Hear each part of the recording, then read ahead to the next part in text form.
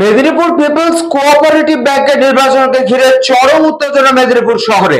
মনোনয়নপত্র জমা দেওয়াকে কেন্দ্র করে সিপিআইএম ও তৃণমূল কর্মী সমর্থকদের মধ্যে ধস্তাধস্তি ও হাতাহাতি।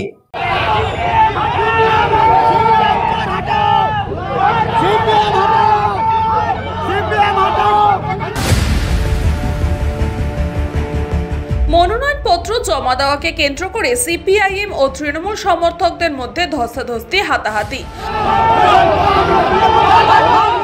ঘটনায় প্রকাশ মঙ্গলবার পিপলস কোঅপারেটিভ ব্যাংকের মনোনয়নপত্র জমা দেওয়ার দ্বিতীয় দিনে 51টি আসনের জন্য 51 জন সিপিআইএম প্রার্থী সহ স্থানীয় সিপিআইএম নেতৃত্ব মনোনয়নপত্র জমা দিতে যাওয়ার পথে তৃণমূল কর্মী সমর্থকদের তাদের মাঝখানে পথ আটকে দেয়।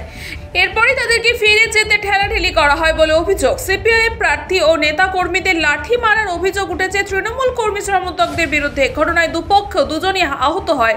ঘটনায় তীব্র নিন্দা জানিয়েছে সিপিআইএম নেতৃত্বরা। আমার ধারণা পিপিসি ব্যাংকে লুট হয়েছে 5 বছরে, সেই আতঙ্কে ওরা যেভাবে ক্ষমতায় যেতে চাইছে, এটা আমরা বার করবো।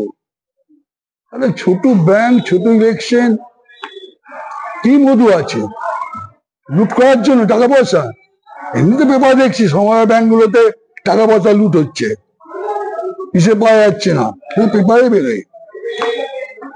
এদের তো আমার মনে হচ্ছে ওই স্বার্থ, লুট করবো আরো। আমরা তো তীব্র প্রতিবাদ করছি।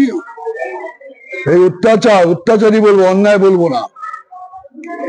মানুষের অধিকার কেড়ে নেওয়া, গণতন্ত্র আক্রান্ত শহরের বুকে।